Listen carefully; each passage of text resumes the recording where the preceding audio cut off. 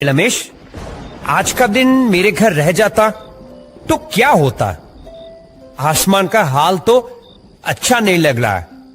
कब फिर से बारिश शुरू हो जाए। नहीं रे जग्गू, तू चिंता मत कर, मैं ठीक चला जाऊंगा। तू मेरा बचपन का दोस्त और तेरे बेटे का जन्मदिन, वहां नहीं आऊंगा, ये कभी हो सकता है? असल में कल ऑफिस में बहुत जरूरी मीटिंग है, इसीलिए आज शहर लौटना ही होगा। अच्छा ठीक है, जहां तेरे काम की बात है वहां मैं तुझे नहीं रोकूंगा। तू बचपन के दोस्त को भूला नहीं, यही खुशी की बात है। चल तुझे रिक्शा में बैठा के आता हूं।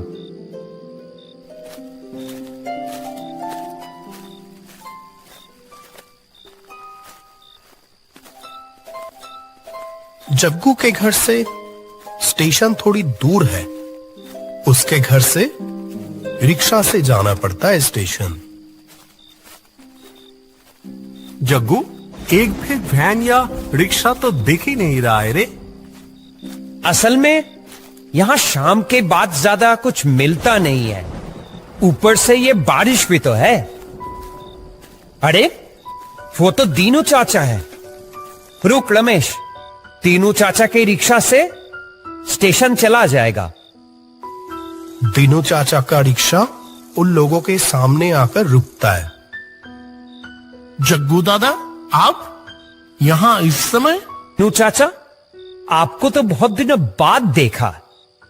मैंने सुना था कि आप कुछ दिनों से कहीं गायब हो। नहीं, वैसा कुछ नहीं है।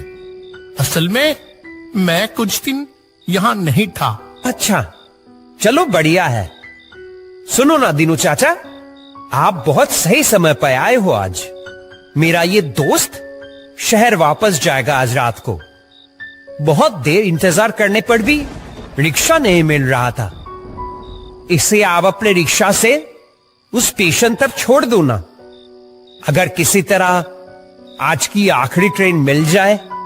आसमान में वैसे भी बादल छा रहे हैं साहब। इस रात में आज ना जाते तो अच्छा होता। और उस स्टेशन पर तो रात को कितनी बार कहा कि आज मत जा, रुक जा, लेकिन कौन सुने किसकी बात। नहीं रे दोस्त, तुझे तो बताया ही।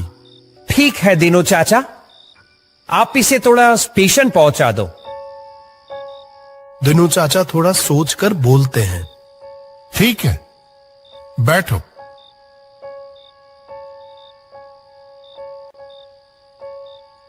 दीनू चाचा रिक्शा लेकर स्टेशन की तरफ निकल पड़ते हैं।